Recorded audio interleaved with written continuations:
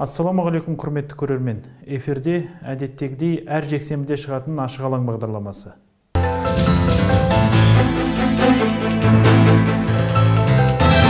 Бүгін көретіндеріңіз, елдің тыныштығын қорғауы тиіс офицерлер өз өмірлерін қиюда. Шекарашылар суицидіне не себеп? Алтынбекке атылған оқ халыққа да тиді. Осыдан тура 7 жыл бұрын режимнің террористік актісінен белгілі саясаткер, көрнекті қайраткер Алтынбек Сәрсенбайұлы қаза тапты. Қайтқан банктан қайыр бола ма? Назарбаев өзі тартып алған банктерден құтылуға неге асықты? Тізгінді Болат Әбіловке береміз.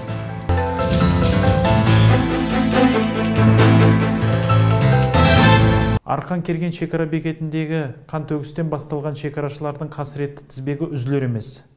Әуе апатында 27 шекарашыдан айырылдық. Енді міне қос бірдей үлкен шенді офицер өз-өзіне қол жұмсады.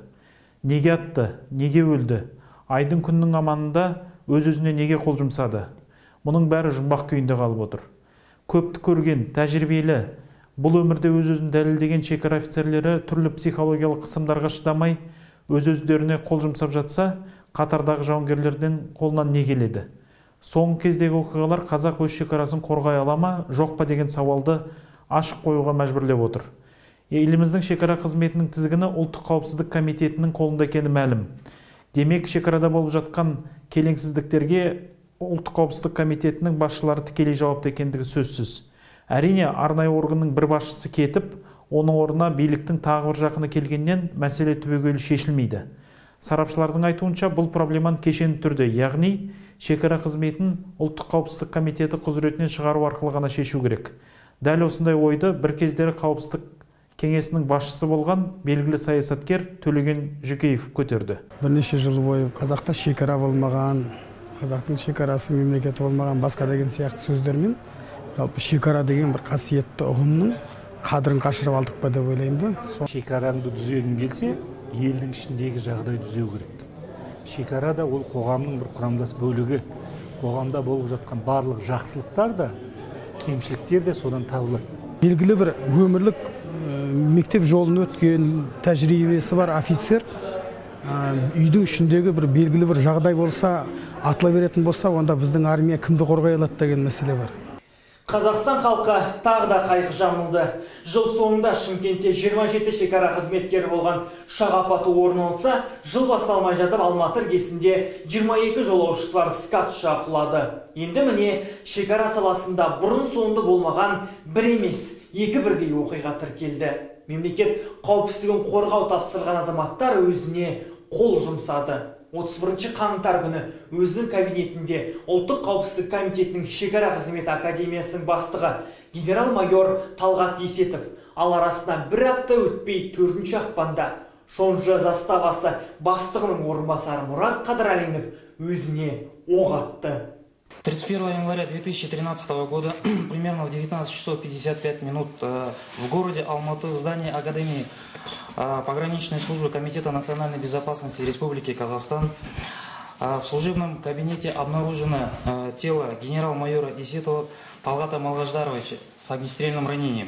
Психологиялық жағынан әлсіз қиындыққа төтеп бере алмайтын адамдар ішкі істер министрлігіне қалай ғана қызметке тұрғаны енді құпия болып қалады. Арнайы әскери дайындықтан мыңнан жалғысы болып өткен лауазымды тұлғалардың отбасылық кикілжің салдарынан өз-өзіне оқ атуы мүмкін бе?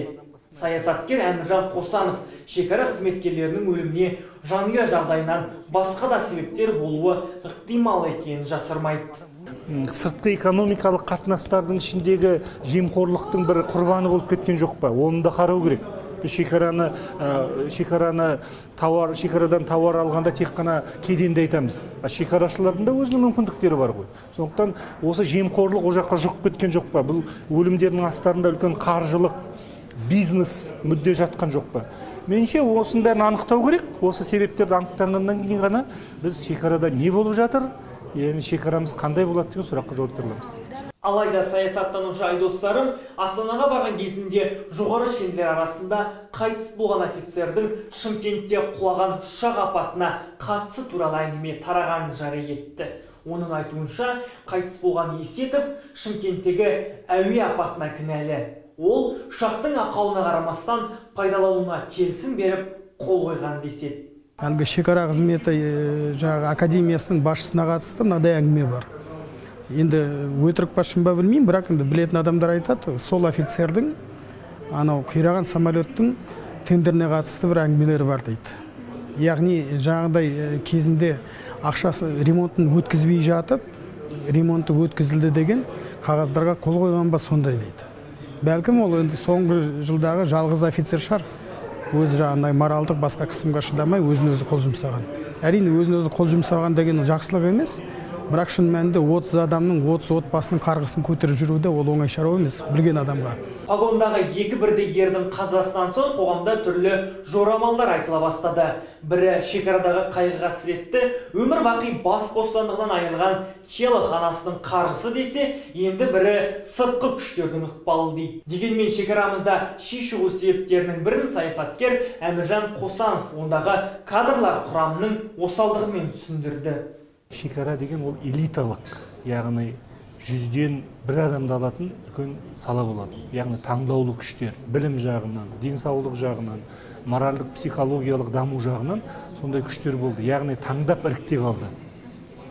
Өкінішке орай қазіргі Қазақстан қоғамында біз шекара қызметі сондай элиталық жағдайда деп айта алмаймыз. Бұған қоса сарапшы кейінгі жылдары шекарада тәртіптілік пен жүйеліктің жұрдай болуын шекара қызметінің ұлттық қауіпсіздік комитетіне бағынышты болуымен байланыстырды. Шекара қызметі ұлттық қауіпсіздік комитетінің құрамында. Яғни ұлттық қауіпсіздік комитетіне байланысты барлық құпиялық керек болса қоғамдағы бір қорқыныш, үрей, бәлесінен аулақ, осыны айтпай-ақ қояйыншы, ямысы ақпаратты жасырын сақтау сияқты тенденциялар шекара қызметіне де ауысып кетті. Бүгінгі таңда ресми тарап суицидтердің нақты себептерін сараптама қорытындысын әлі жариялаған жоқ. Бірақ қазақ шекарасының қадірін неге қашырдық? Билік ауыспай елімізде түбегейлі саяси әлеуметтік экономикалық реформалар жүргізілмей, бұл сауалға жауап ала алмайтынымыз анық. Біздің күшті құрылымдарды оның ішінде шекара қызметінің жалпы ішіндегі моральдық ахуалды көтермей, оның ішіндегі тәртіпті күшейтпей, жемқорлықты азайтпай, осындай нәрселер азаят дегенге сенбеймін өз басым. Шекарамыздағы атыс шабыстың өлімнің арты келешекте қазіргіден де қорқынышты қауіпке әкелмейтініне ешкім кепіл бере алмайды. Алайда қазақты Құдай сақтасын. Шекарамыз аман, халқымыз қайсар болсын. Диас Бейсенбек, Сырым Баймұхан, арнайы ашық алаң үшін.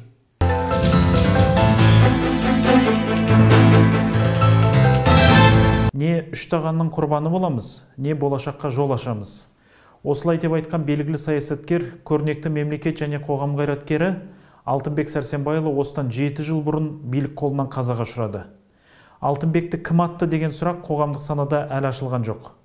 7 жыл өтсе де бұл қылмыстың беті ашылмады. Бүгінгі билік тұрған тұста ашылмайды да. Десек те халық арасында Алтынбекті атуға бұйрық берген адамның аты ашық айтылып жүр. Тура сол адамның атын экс-күйеуі Рахат Әлиевті атаған еді.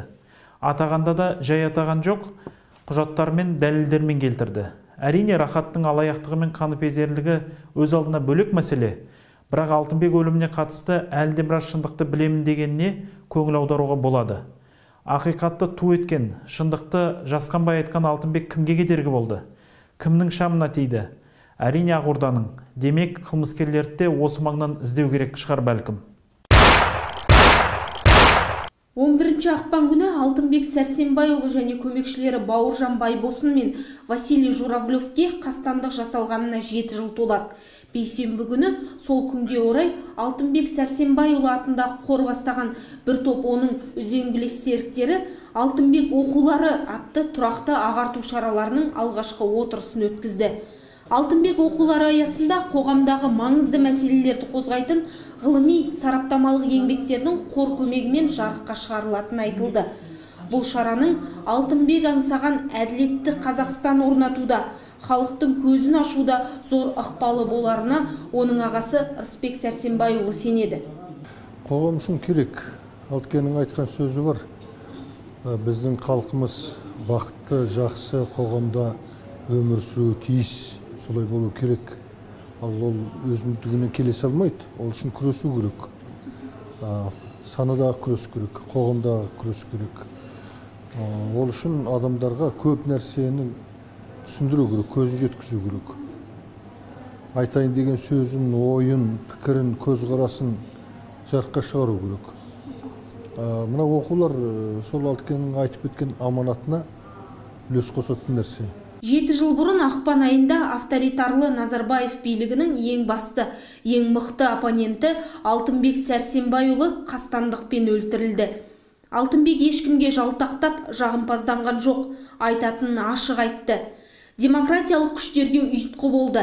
Биліктің ұйқысын қашырған жаңа саяси күш жасақтады. Абыройсыздыққа ұрындыратын авторитарлық жүйенің жөнсіздігін нұқып көрсетті. Кемеліне келген саясаткер, батыл күрескер, мемлекетшіл қайраткер ретінде өзін дәлелдей білді.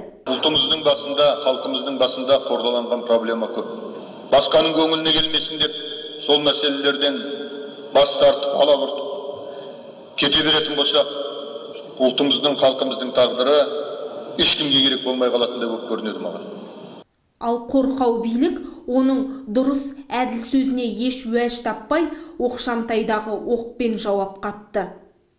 Халықтың арасынан 106 мың Алтынбек шығады. Алтыным, жаның жанатта болсын. Аға, ашуланды деп ренжіме, айыпқа берме. Биліктің жендеттері оған тірі кезінде де маза берген жоқ. Ал қазақ ұлтының болашағы, қазақ баласының келешегі үшін күрескен Алтынбек жағасынан алған әр полиция қызметкерін ұрпақтың болашағын ойлауға, режимдің жендетіне айналмауға шақырып, оның түбі жақсылыққа алып келмесін ескертті. Почему это не проверяешь? Почему не проверяешь? Когда-нибудь на меня была оперативная наводка, что я связан с террористом, что мою машину день проверять по 3 раза. Лично мне угрожает, да? Я сказал, я твою морду запомнил. Лично мне угрожает. Кто такой? В чем дело, ребята? Наке, Мутбаңыз. Себебі бәріміздің артымызда балашаға бар. Сіздің де артыңызда балашаға бар. Болашақты болжай білген қайраткердің айтқаны келді, өкінішке қарай. Жаңаөзенде халыққа режим жендетіне айналған полиция қолымен оқ атылды. Өз көлеңкесінен өзі қорыққандар өз халқына оқ атқызып тынды. Ойбай! Ана қара! Адамды өлтірді! Ойбай! Ана өлді. Қазір қоғамда Алтынбек тірі болса, Жаңаөзен оқиғасы болмас еді деген пікір жиі айтылады. Шынымен осы 7 жылда не өзгерді, не нәрсеге қол жеткіздік, неден айырылдық. Айырылғанымыз аз емес. Қоғамның дамуына, демократиялық үрдістердің жеделдеуіне себеп болар 7 жылымызды жоғалттық. Биліктің де ұтқаны шамалы. Ақыры Алтынбек болжағандай, бір адамға негізделген авторитарлы режим іріп-шіріп, өзін-өзі әшкерелеп тынды. Сәйкесінше халық наразылығы артып, халық пен билік арасы алшақтай түсті. Елде сөз бостандығы шектеліп, билік оппоненттерін қудалау үдей түсті. Бұл билікте Алтынбектей азат ойлы азаматтардың қалмағанының айқын дәлелі. Ал Алтынбек Сәрсенбайұлының билікте, қызметте, министр кезінде елдегі сөз бостандығының маңызын ең жоғарғы мінберден айтып жүргені елдің есінде.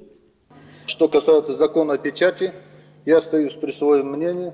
Сейчас нам менять закон в какую-то сторону нет целесообразности. То, что касается вообще в будущем, когда мы перейдем через переходный этап, можно было бы вообще отказаться от закона о печати, ссылаясь на 2 статьи Конституции, которые нам гарантируют свободу слова.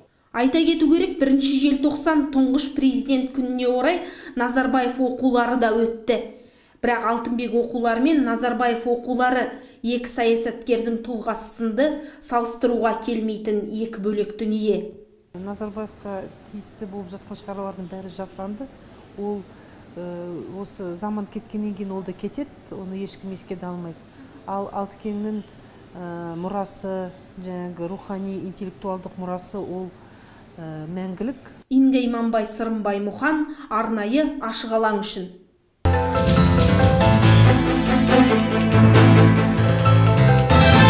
Жоғалған 10 миллиард доллардың жыры әлі бітер емес. Естеріңізде болса, президент Назарбаев ел қазынасынан дәл осындай сомалы ақша жоғалғандығы мәлімдеген еді.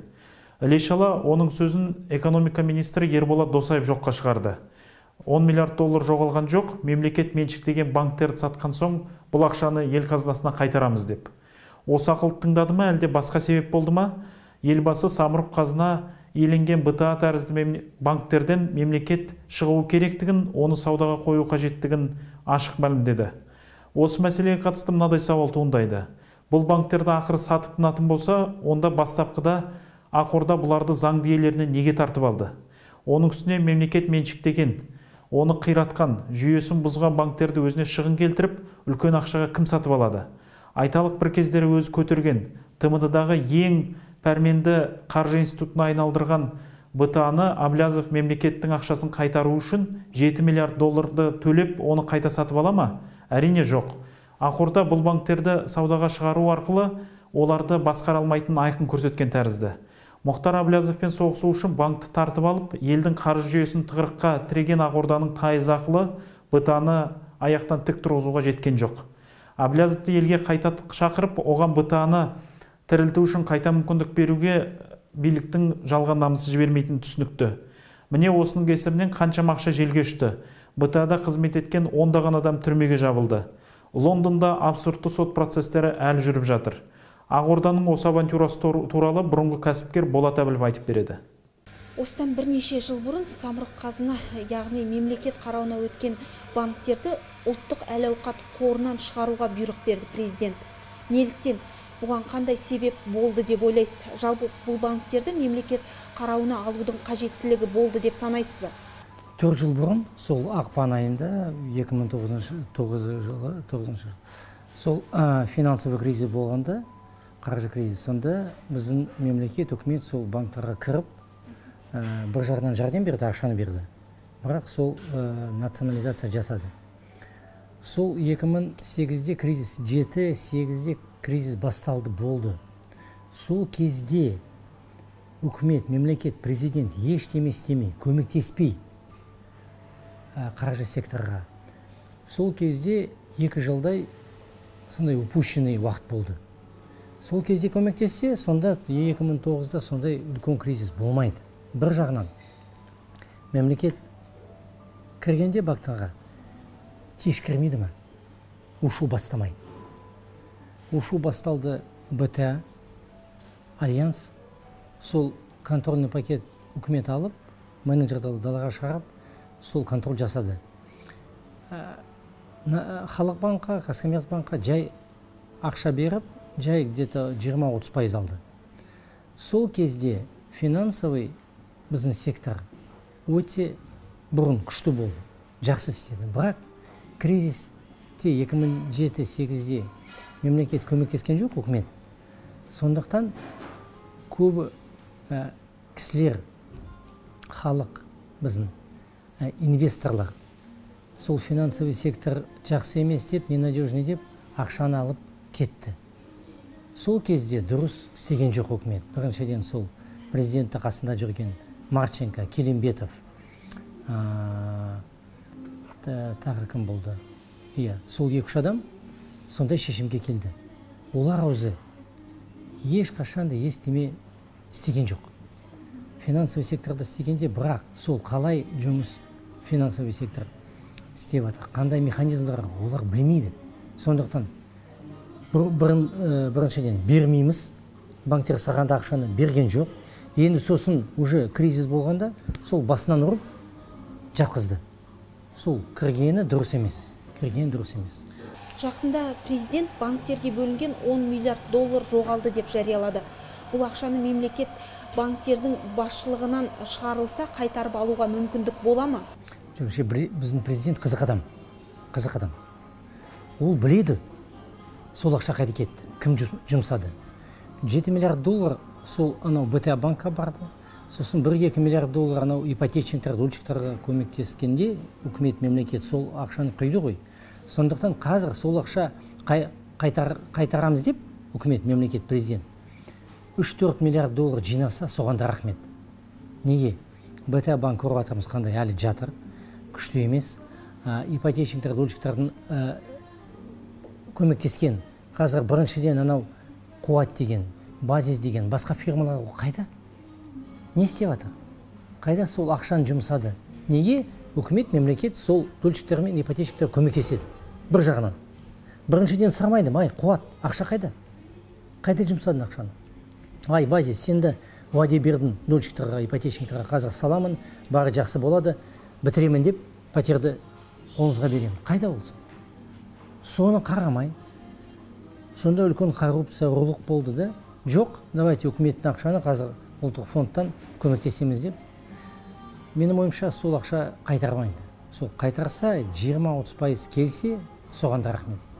Қандайда бір топ атышулы банктерді сатып алуға келсе ме? Алатын кісілер бар, бірақ қандай бағасы?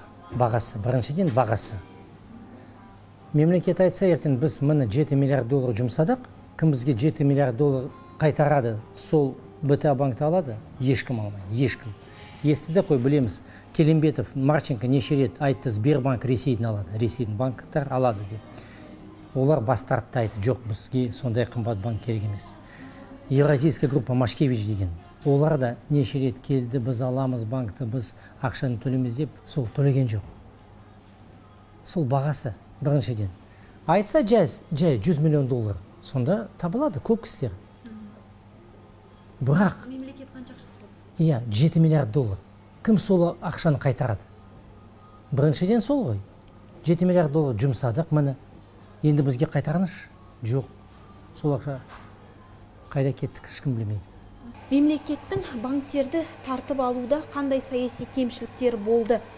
Ол банктерден шығу арқылы бұл саяси кемшіліктердің орнын толтыра ала ма?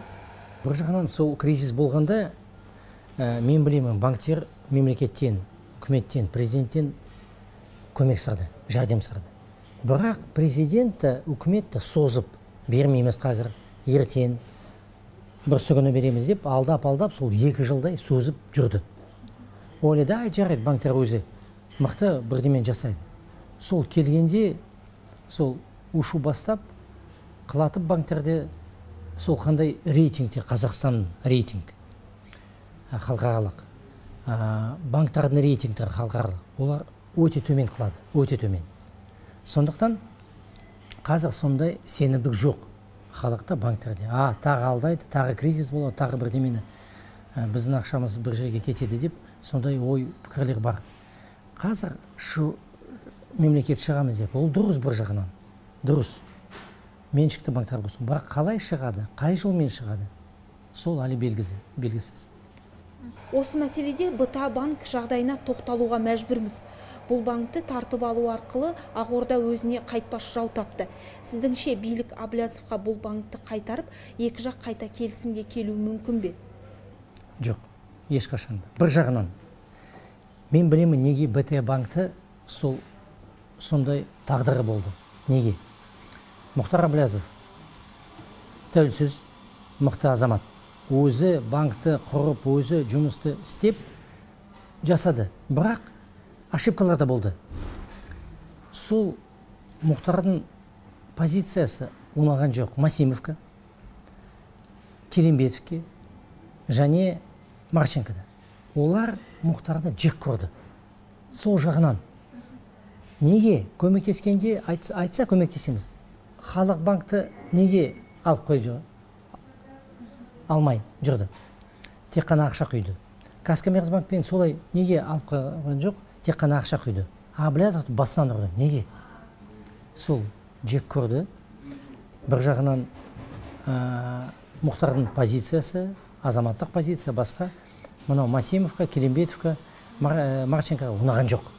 Сондықтан олар кіріп президентке айтты. Нұреке, міне екі банк, Халық банк, Казкоммерцбанк, оларға ақша берейік, тиіспейік. Мынау екі жүрген Марголан Сисенбаев, Альянс банкты басқарған, Аблязовты біз жек көреміз, сенбейміз, ұнамайды бізге. Сондықтан банктарды алып қояйық, давайте басынан жақсылап ұрайық. Бұл не? Бұл мемлекеттік подход па? Бұл стратегиялық позициясы ма? Жоқ. Тек қана ұнайды, ұнамайды, жақсы, жаман, ол дұрыс емес.